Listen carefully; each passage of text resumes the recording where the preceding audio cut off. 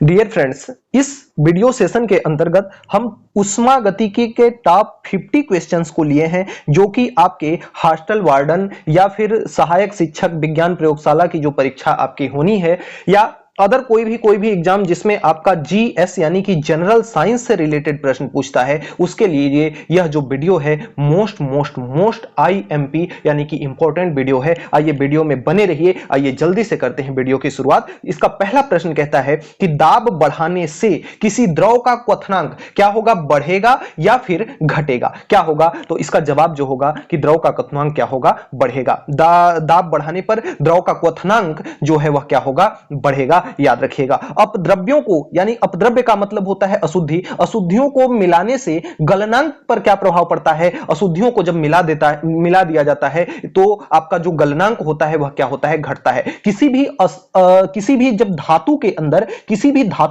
जब किसी भी प्रकार की अशुद्धि मिलाई जाती है, धातु की अशुद्धि मिलाई जाती है, तो इस धातु को कहते हैं हम मिश्र धातु। क्या कहते हैं? मिश्र धातु। और आपने यहां पे सीखा कि अपद्रव्यों को यानी अशुद्धियों को मिलाने पर जो गलनांक होता है वह क्या होता है, घटता है। तो एक बात इसी से याद रखिएगा कि जो मिश्र धातुएं होती हैं उनका जो गलनांक होता है वह हमेशा कम होता है। इस चीज को याद रखिएगा। अगले क्रम में प्रश्न है कि पानी कब उबलता है?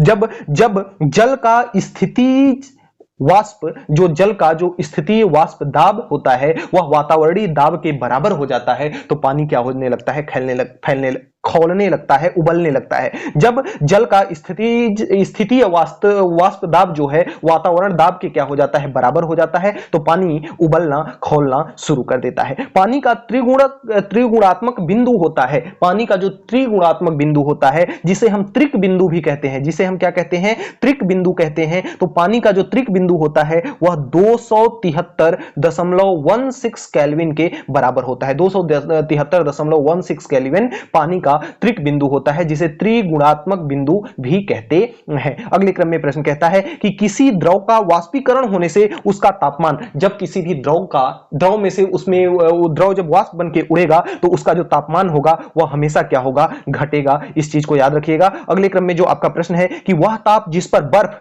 पानी और वाष्प संतुलन में रहता है उसे ही हम क्या कहते हैं, त्रिक बिंदु कहते हैं। डियर मित्रों, इसीलिए मैंने त्रिक बिंदु के बारे में नहीं बताया। त्रिक बिंदु वह पॉइंट होता है, वह बिंदु होता है जिस पर आपकी, अगर पानी की बात की जाए तो बर्फ, पानी और वाष्प ये तीनों संतुलन में रहता है। यानी जिस बिंदु की बात की जाएगी जिसका तापमान कितना था, 273.16 केल्विन, इस ताप पर जो पानी होगा उसका बर्फ और पानी यानी कि द्रव या और वाष्प, ये तीनों के तीनों किस अवस्था में होंगे, संतुलन की अवस्था में होंगे, जिसे हम क्या कहते हैं, त्रिक बिंदु कहते हैं। याद रखिएगा। वाष्पीकरण की दर किस पर निर्भर करती है? तो द्रव की संपूर्ण मात्रा पर निर्भर करती है। वाष्पीकरण की दर द्रव की संपूर्ण मात्रा पर निर्भर करती है, उसके द्रव्यमान पर। चावल को पकाने में कहां सबसे अधिक समय लगेगा? माउंटेन एवरेस्ट पर, क्योंकि माउंटेन एवरेस्ट है जो पहाड़ की चोटियां होती हैं, इस पर दाब क्या हो जाता है, घट जाता है। और दाब जब घट जाता है तो खाना जो है, चावल या किसी भी प्रकार का खाना पकने में लेट होता है। देखिए, कुकर का काम क्या होता है? जो आपके घरों में प्रेशर कुकर होता है, कुकर का काम यह होता है कि जो आप उस पात्र में बना रहे होते हैं, उस पात्र का दाब, उस पात्र का प्रेशर क्या करता है, बढ़ा देता है, जिससे खाना आपका जल्दी पक जाता है। तो एक बात याद रखिएगा कि जहां दाब ज्यादा होगा खाना जल्दी पकेगा, जहां दाब कम होगा खाना लेट से पकेगा। तो जो आपका एवरेस्ट है ना, एवरेस्ट की या किसी भी पहाड़ की चोटी पर जो दाब का मान होता है, प्रेशर का मान होता है, वह होता है कम, इसलिए यहां पर खाना पकाने में अधिक समय लगेगा। लॉजिक को ध्यान में रखिएगा। अगले क्रम में कह रहा है कि जल का क्वथनांक क्या किस पर निर्भर करता है? तो जल की खुली सतह के ऊपर दाब पर निर्भर करता है कि उस पर दाब कितना लग रहा है। उस दाब के हिसाब से उसका जो क्वथनांक है यानी कि जो बॉइलिंग पॉइंट है वह निर्भर करता है, उस पे दाब कितना है जल के, इस बात पर। ऊंची पहाड़ियों पर हिमपात क्यों होता है, यानी कि बर्फबारी क्यों होती है? तो ऊंची पहाड़ियों पर तापमान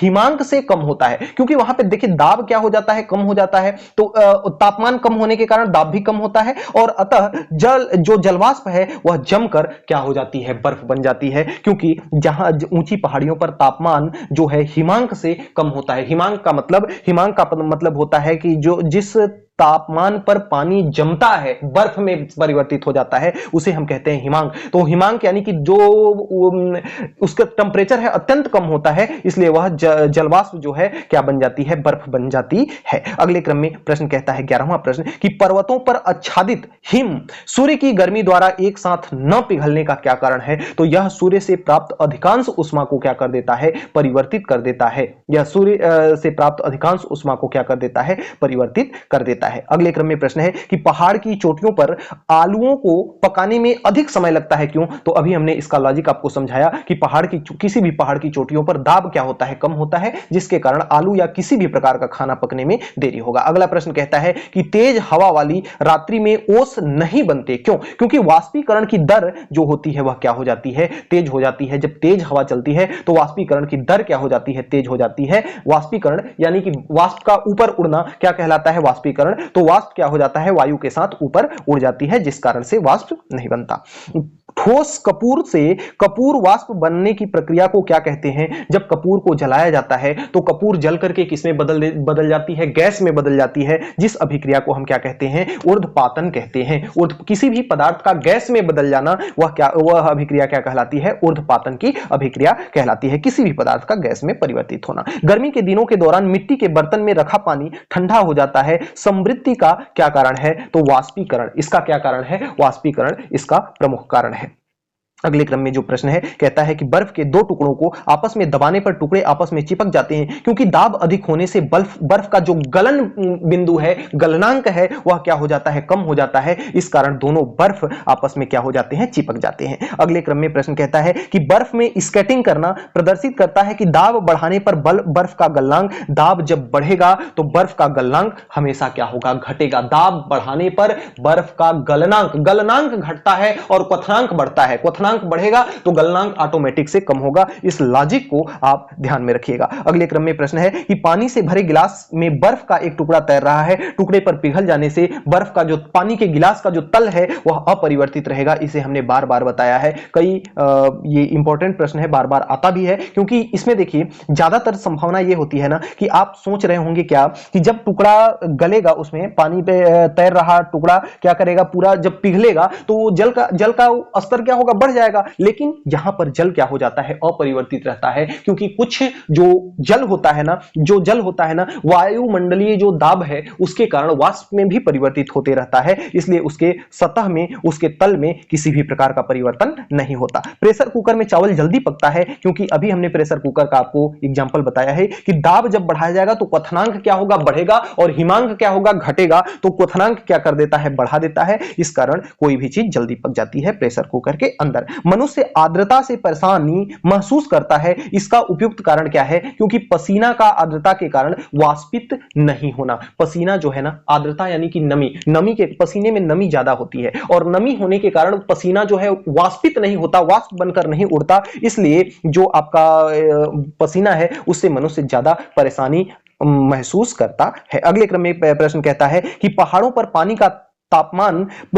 पानी तापमान पर उबलने लगता है। किस तापमान पर? तो पहाड़ों पर हो चाहे कहीं भी हो, पानी का जो उबलने का तापमान है वह कितना है, 100 डिग्री सेंटीग्रेड होता है। इस चीज को आप ध्यान में रखिएगा। अगले क्रम में प्रश्न कहता है कि किसी द्रव का उसके क्वथनांक से पूर्व उसके वाष्प में बदलने की क्रिया को वाष्पीकरण कहते हैं। क्वथनांक से पूर्व जो वाष्प में बदलता है उस क्रिया को हम क्या कहते हैं, वाष्पीकरण कहते हैं, याद रखिएगा। और किसी भी ठोस का वाष्प में बदलना ऊर्ध्वपातन की अभिक्रिया कहलाता है। इस भी बात को याद रखिएगा। किसी ठोस पदार्थ के एकांक द्रव्यमान को उसके गलनांक पर ठोस से द्रव में बदलने के लिए आवश्यक उष्मा को हम ठोस के गलन की गुप्त उष्मा कहते हैं। ठोस के गलन की, क्योंकि यहां पे देखिए एकांक द्रव्यमान को उसके गलनांक की बात की जा रही है, इसलिए यहां पे गलन की होगा। किसकी होगा? गलन की गुप्त उष्मा होगी। अगले क्रम में जो प्रश्न है कह रहा है कि वाष्प की गुप्त उष्मा क्या होती है? तो याद रखिएगा कि वाष्प की जो गुप्त उष्मा होती है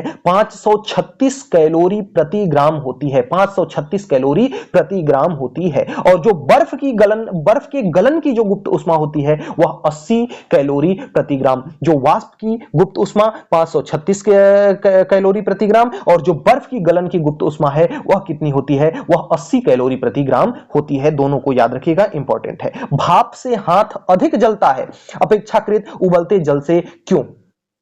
उबलते जल से ज्यादा जलता है भाप में, तो क्योंकि भाप में जो गुप्त उष्मा होती है, भाप की क्या होती है, गुप्त उष्मा होती है, उस कारण से आपके भाप में हाथ अधिक जलता है। कभी ट्राई मत कीजिएगा, लेकिन यह बात शाश्वत सत्य है। अगले क्रम में प्रश्न है कि ऊष्मागतिकी के प्रथम नियम से क्या संरक्षित होता है? तो ऊष्मागतिकी का जो प्रथम नियम है वह ऊर्जा संरक्षण पर आधारित है, तो इससे ऊर्जा क्या होती है, संरक्षित होती है, याद रखिएगा। आंतरिक ऊर्जा की संकल्पना ऊष्मागतिकी के आंतरिक ऊर्जा की संकल्पना ऊष्मागतिकी के किस नियम में मिलती है? तो यह किस नियम में मिलती है? प्रथम नियम में मिलती है, याद रखिएगा। रुद्धोष्म परिवर्तन, रुद्धोष्म परिवर्तन क्या करता है? रुद्धोष्म परिवर्तन के अंदर ऊष्मा जो होती है वह क्या रहती है? ऊष्मा जो रहती है वह क्या रहती है? अपरिवर्तित रहती है। समतापीय परिवर्तन, समतापीय जिसमें ताप परिवर्तित न हो यानी ताप अपरिवर्तित हो, उसे हम क्या कहते हैं? समतापीय परिवर्तन कहते हैं। अगला कहता है कि रेफ्रिजरेटर में थर्मोस्टेट का क्या कार्य है? तो एक समान तापमान बनाए रखना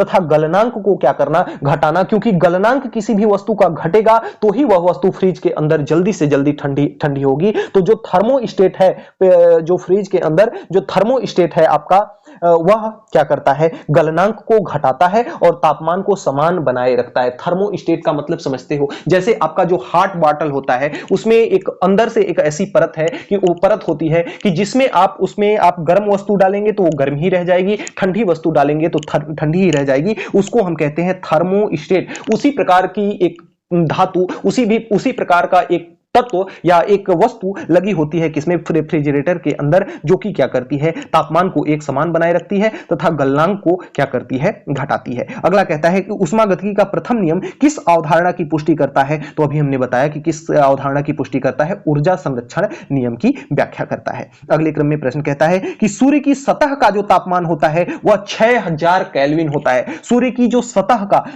सतह का जो तापमान होता है वह कितना होता है? 6000 केल्विन के बराबर होता है। अगले क्रम में प्रश्न कहता है कि जब पानी में नमक मिलाया जाता है तो कौन सा परिवर्तित होता है? तो क्वथनांक बढ़ता है और जमाव बिंदु क्या होता है? घटता है। जब पानी में नमक मिला दिया जाता है, उसके घनत्व को बढ़ा दिया जाता है, तो घनत्व तो बढ़ाने पर क्वथनांक क्या होता है? बढ़ता है। क्वथनांक यानी उबलने वाला जो पॉइंट है वह बढ़ता है और जो जमाव होने वाला पॉइंट है वह क्या होता है? घटता है। तो इस बात को याद रखिएगा घनत्व के साथ में। अगले क्रम में प्रश्न कहता है कि गर्म मौसम में पंखा चलाने से आराम महसूस होता है, क्योंकि हमारा पसीना तेजी से क्या हो जाता है? वाष्पित हो जाता है, जिसके कारण हमें क्या मिलता है? आराम मिलता है और हम गर्मी के दिनों में मस्त तरीके से पंखा चला करके क्या करते हैं? सोते हैं। अगला कहता है कि कमरे को ठंडा किया जा सकता है तो संपीड़ित गैस को छोड़ने से। संपीड़ित गैस यानी कि जिसको संपीड़ित कर दिया गया हो, जिसे मतलब उसके एरिया को घटा दिया गया हो, उसे हम संपीड़ित कहते हैं। तो संपीड़ित गैस को छोड़ने से कमरे का तापमान क्या हो जाता है?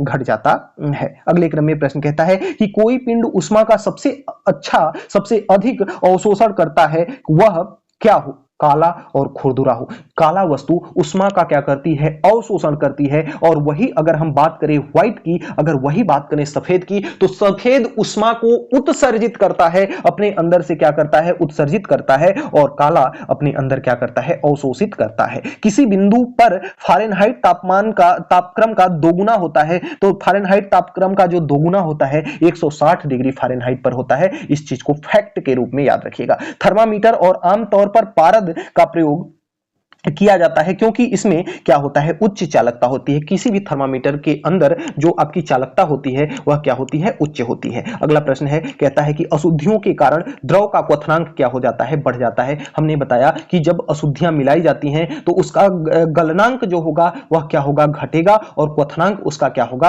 आपका बढ़ेगा। अगले क्रम में जो प्रश्न कहता है, एक स्वस्थ मनुष्य के शरीर का जो तापमान होता है कितना होता है? 37 डिग्री सेंटीग्रेड। और यही अगर केल्विन में बोला जाए तो 310 केल्विन कितना होगा? 310 केल्विन। और यही अगर फारेनहाइट में बोला जाए तो 98.6 डिग्री फारेनहाइट के बराबर होगा। तो फारेनहाइट में स्वस्थ मनुष्य का तापमान 98.6 डिग्री फारेनहाइट, और अगर केल्विन की बात करें तो 310 केल्विन, और अगर सेंटीग्रेड की बात करें तो 37 डिग्री सेंटीग्रेड। इस चीज को याद रखिएगा। अगले क्रम में कहता है कि प्रेशर कुकर में खाना कम समय में क्यों पकता है? क्योंकि दाब अधिक होने के कारण उबलते पानी का तापमान क्या हो जाता है? बढ़ जाता है। दाब बढ़ाने पर तापमान क्या होता है? बढ़ता बढ़ता है, इस चीज को याद रखिएगा। किसी वस्तु की विशिष्ट ऊष्मा किस पर निर्भर करती है, तो पिंड के द्रव्य पर। पिंड किस पदार्थ का मिलकर के बना होता है, इस पर निर्भर करती है आपकी विशिष्ट ऊष्मा। द्रव्य का मतलब पदार्थ।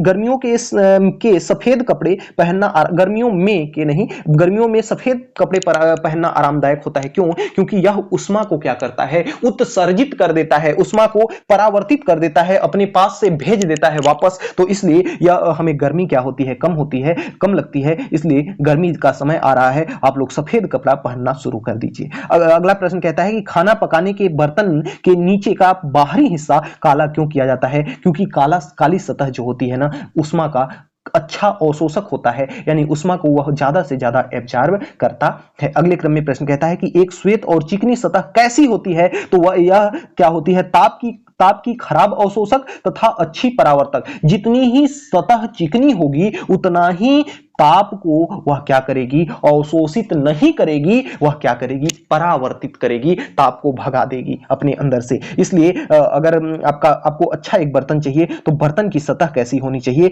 बर्तन की सतह कैसी होनी चाहिए, खुरदरी होनी चाहिए। एक थर्मामीटर हो जिसका अगर 2000 डिग्री, ये 8 नहीं है, सेंटीग्रेड है, 2000 डिग्री सेंटीग्रेड मापने हेतु प्रयुक्त किया गया हो, उसे हम कहते हैं पूर्ण विकिरण पाइरोमीटर। पूर्ण विकिरण पाइरोमीटर, जिसका तापमान हम क्या कर सकते हैं, जिसका तापमान जिसमें हम 2000 डिग्री सेंटीग्रेड तक माप सकते हैं, उसे हम कहते हैं पूर्ण विकिरण पाइरोमीटर। अगर पूछे कि सूर्य का तापमान हम किससे मापते हैं, तो सूर्य का भी तापमान हम किससे मापते हैं, पूर्ण विकिरण पाइरोमीटर से मापते हैं। और अगला प्रश्न है कि जल टीले बिस्कुटों की थोड़ी देर के लिए फ्रिज के अंदर रखा जाता है तो वह कुरकुरे हो जाता है, क्यों? जल सीले बिस्कुटों को थोड़ी देर, चलिए देखते हैं। फ्रिज के अंदर आर्द्रता कम होती है इसलिए अतिरिक्त नमी को अवशोषित कर देती है। देखिए ये प्रश्न ये कह रहा है कि जल से गीले जो बिस्कुट होते हैं उनको थोड़ी देर आप अगर फ्रिज में रख देते हैं तो सीले नहीं बल्कि गीले होगा। तो बिस्कुटों को थोड़ी देर रख देते हैं तो वह कुरकुरे यानी कि आपके क्या हो जाते हैं, उसमें नमी की मात्रा कम हो जाती है। तो फ्रिज के अंदर जो आर्द्रता होती है, नमी होती है, वह कम होती है। इसलिए अतिरिक्त नमी को क्या कर लिया जाता है, अवशोषित कर लिया जाता है और बिस्कुट आपका कुरकुरे हो जाता है, कड़ा हो जाता है। शीतकाल में एक मोटी कमीज की अपेक्षा दो पतली कमीज हमें अधिक गर्म रखती है, क्यों? इसका कारण यह है कि देखिए जैसे दो आपके कपड़े हैं तो एक कपड़ा यह है और दूसरा कपड़ा आपका यह है, तो इसके बीच का जो खाली स्थान बचता है ना, इस खाली स्थान में आपकी वायु जो है एक परत के रूप में बन जाती है जो कि आपके ठंडी हवाओं को आपकी ठंडी को अंदर की ओर जाने से रोकती है। इसलिए दो पतली कमीजों को पहनना ज्यादा आरामदेह होता है।